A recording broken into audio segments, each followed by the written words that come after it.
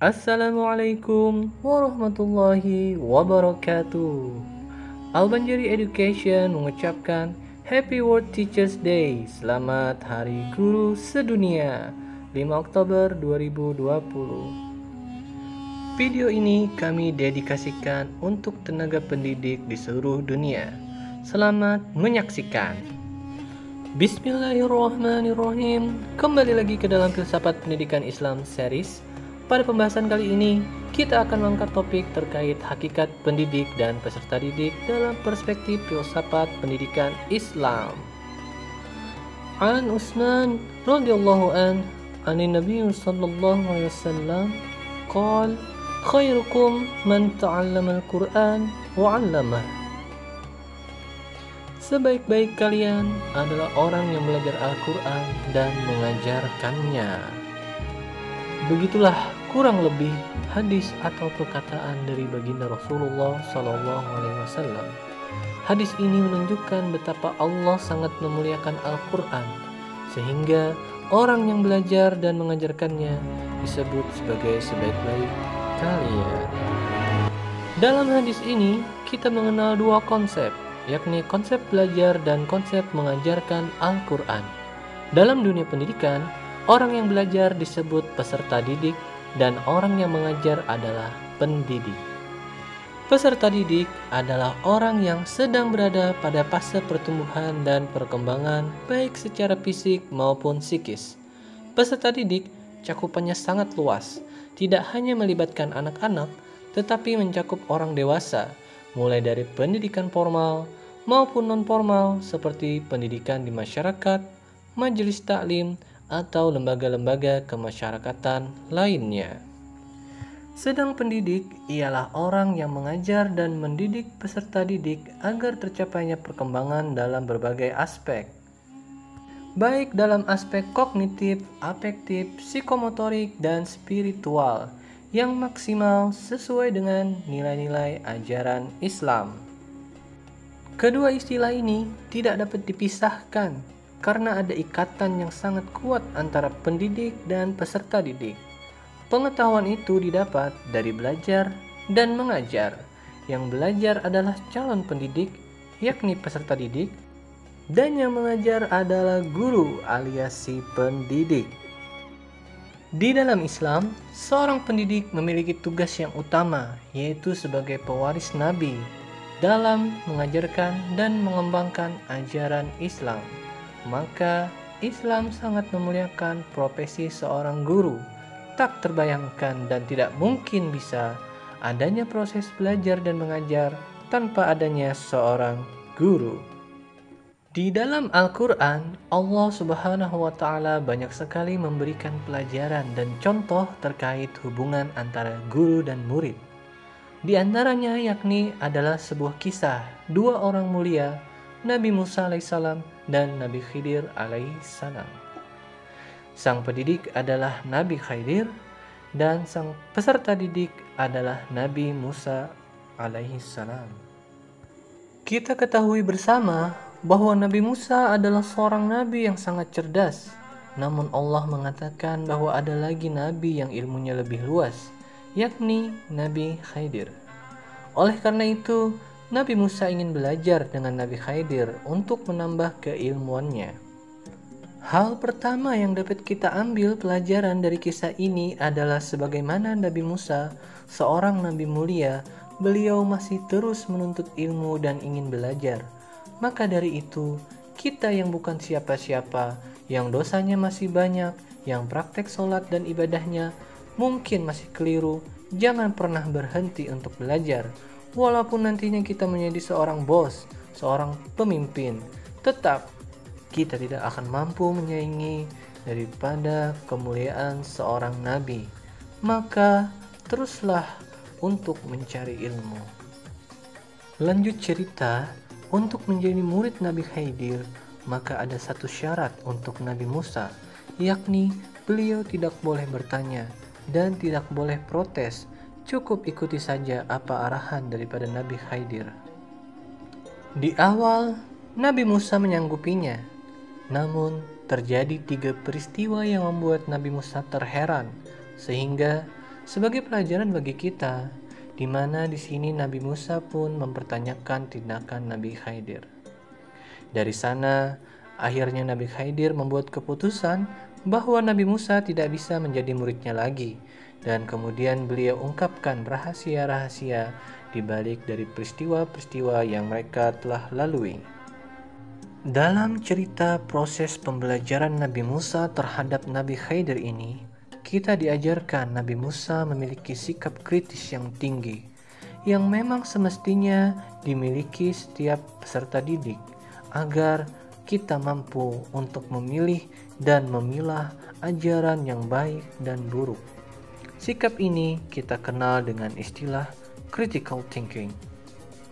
Namun cerita ini pula mengajarkan bahwa hakikatnya apa yang guru perbuat pastilah baik dan ada maksud tertentu di belakangnya yang murid mungkin tidak ketahui. Kisah ini menjadi rem atau pengingat terhadap sikap kritis kita agar tidak boleh sampai menyakiti hati guru kita. Jangan sampai sikap kritis akhirnya membuatkan kerugian kepada diri kita sendiri. Percaya dengan orang yang kita percayai untuk menjadi pendidik kita adalah hal utama yang perlu dilakukan agar proses tempaan ilmu itu berhasil kepada diri kita. Misalnya ketika mahasiswa diminta membuat skripsi yang tebal dan sulit, sebenarnya tujuannya bukan untuk membuat mahasiswa terbebani, namun ingin menjadikannya manusia makhluk yang berpikir secara kritis, ilmiah, dan mampu menerapkan proses berpikir itu ke dalam kehidupan sehari-hari, mulai dari membuat hipotesis, cara penyelesaian, hingga mendiskusikan solusi dengan logika yang mumpuni. Karena mahasiswa akan kembali ke masyarakat agar betul-betul bisa menjadi agen perubahan setelah selesai kuliah. Kita bisa ikut memecahkan persoalan di masyarakat, mengayomi, dan memberikan manfaat dengan berbekal ilmu dari pembuatan skripsi itu tadi. Oleh karena itu, peserta didik diharapkan untuk bersabar dan menjalankan sebaik-baiknya apa arahan yang diberikan oleh pendidik atau sang guru. Karena dalam proses pencarian ilmu harus ada dua keikhlasan agar ilmu itu bisa ditransfer dengan baik. Pertama, keikhlasan dari peserta didik, dan kedua adalah keikhlasan dari pendidik. Murid harus ikhlas, guru pun juga harus ikhlas. Misal ketika pandemi berlangsung dan pembelajaran harus dilalui dengan proses daring, maka keikhlasan ketika mendapat tugas yang banyak, tidak putus asa ataupun marah ketika dikoreksi, maupun ketika terkuras kuota untuk entertainment yang malah harus dipakai untuk meeting melalui Zoom atau Google Meet. Keikhlasan ini harus ada di dalam diri peserta didik, tanpa mengeluh dan berusaha keras memaksimalkan segala sumber ilmu yang ada. Insya Allah, keikhlasan akan menjadi asbab nur ilmu masuk ke dalam hatinya. Dan ketika peserta didik menunjukkan sikap sungguh-sungguh dan tawajuh di dalam menuntut ilmu, maka sang pendidik pun menjadi lebih lapang dan bersemangat untuk memberikan ilmunya. Jangan sampai seorang pendidik selalu mengeluh dan menunda pekerjaan hingga ditagih oleh sang pendidik berkali-kali, atau malah peserta didik bersikap tidak sopan. Selain itu juga membuat dongkol, tidak patuh, atau bahkan menyakiti hati sang pendidik. Semua itu bisa mengganggu keikhlasan sang pendidik. Sebagaimana proses pengiriman pesan, ketika salah satu HP tidak memiliki sinyal, maka pesan tidak dapat masuk. Begitu juga ilmu.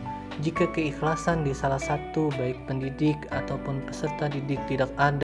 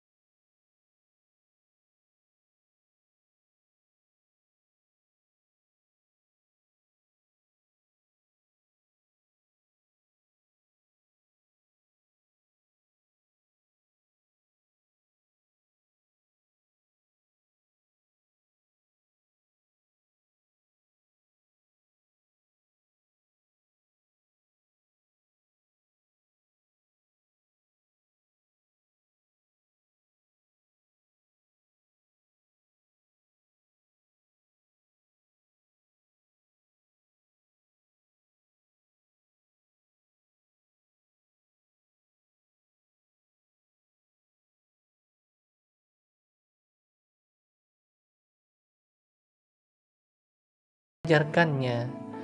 Menjadi seorang guru diawali dengan proses belajar yang tiada henti.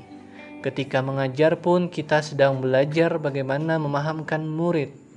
Pendidikan bagi seorang pendidik adalah never ending stories. Sebagaimana hadis di awal tadi, sebelum mengajar Al-Quran, kita harus belajar Al-Quran terlebih dahulu. Bila tidak, kita malah akan mengajarkan ajaran yang salah yang akan diteruskan oleh peserta didik kita. Ingatlah, walaupun nantinya kita menjadi pendidik, baik seorang guru atau sebagai orang tua, kita harus tetap mencari ilmu agar mendapatkan keutamaan belajar dan mengajar Al-Quran. Sebenarnya hadis tadi tidak hanya sebatas tentang mengajarkan cara membaca Al-Quran. Syekh Al-Utsaimin rahimahullah menerangkan, mempelajari Al-Quran dimulai dari bacaannya yang benar, lalu memahami makna dan tafsirnya, kemudian mengamalkannya di dalam kehidupan sehari-hari.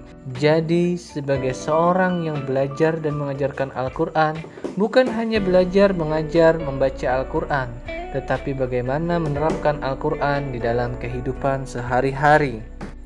Sebagaimana kita ketahui bersama bahwa Rasulullah SAW sebagai sosok sempurna uswatun hasanah adalah sosok Al-Quran berjalan. Hidup beliau adalah di bawah dari bimbingan wahyu. Oleh karena itu, tujuan pendidikan Islam adalah agar hidup setiap muslim mampu mengikuti sebagaimana hidup baginda Nabi Muhammad SAW.